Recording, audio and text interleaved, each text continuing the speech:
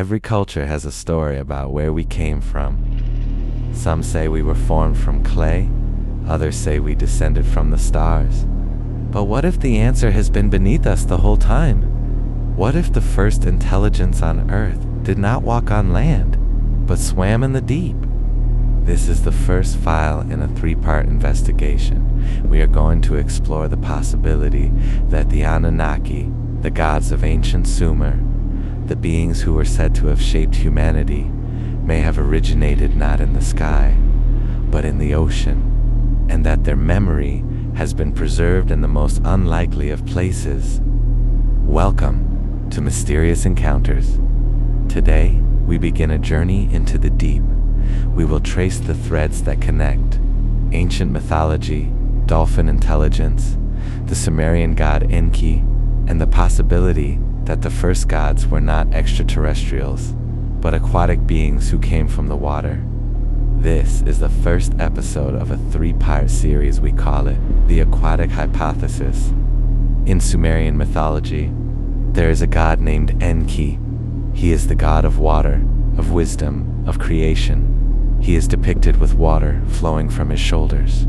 He dwells in the Abzu, the subterranean freshwater ocean beneath the earth.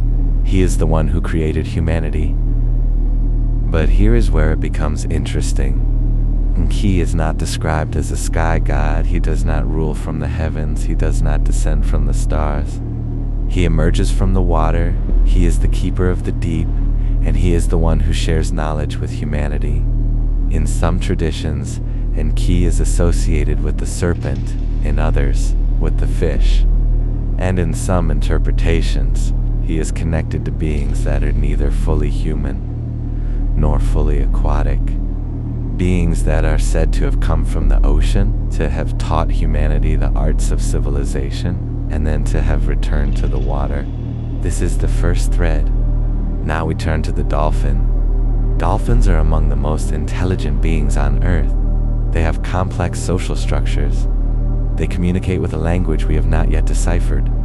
They recognize themselves in mirrors, a sign of self-awareness.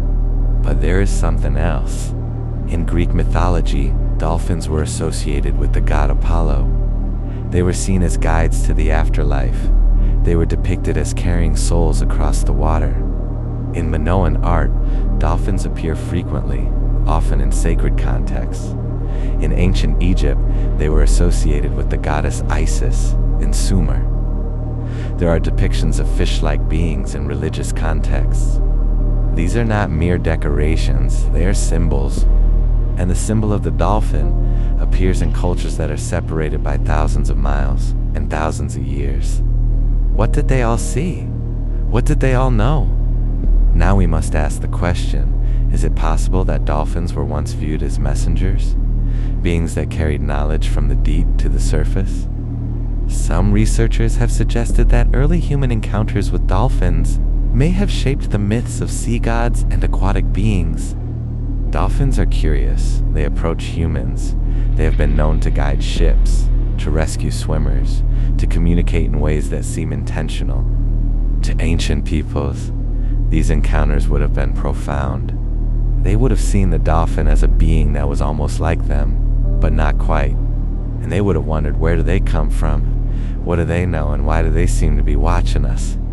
What if the dolphin is not a messenger from the gods? What if it is the surviving memory of the gods themselves? Now we return to the Anunnaki. In the standard narrative, they are described as extraterrestrials, beings who came from the sky, who created humanity as a slave race, who left behind the seeds of civilization. But what if that narrative is a distortion? What if the Anunnaki were not visitors from space, but residents of the deep? The Abzu, watery realm of Enki, was considered the source of all wisdom, the place where creation began, the place where the gods kept their most sacred knowledge. If the Anunnaki were aquatic beings, then their descent to Earth would not have been a fall from the stars. It would have been an emergence from the water. And their interaction with humanity would not have been about mining gold, but about sharing wisdom, the knowledge of mathematics, the knowledge of agriculture, the knowledge of civilization itself. All of it could have been brought from the deep, and all of it could have been encoded in the stories we now call myth. If the Anunnaki were aquatic beings, then what does that mean for us? It means that the intelligence that shaped us may still be out there. Dolphins still inhabit the oceans. They still communicate in ways we cannot fully understand. They still approach humans with curiosity. What if they are not just intelligent animals? What if they are the descendants of the beings who once ruled? What if the Anunnaki did not leave the earth, but simply returned to the water, leaving behind the memory of their existence in the myths we continue to tell? And what if they are still watching us? The first part of this investigation has led us to a question. Not were the Anunnaki real, but what form did they take? And if they came from the water, then the ocean is not just a body of water.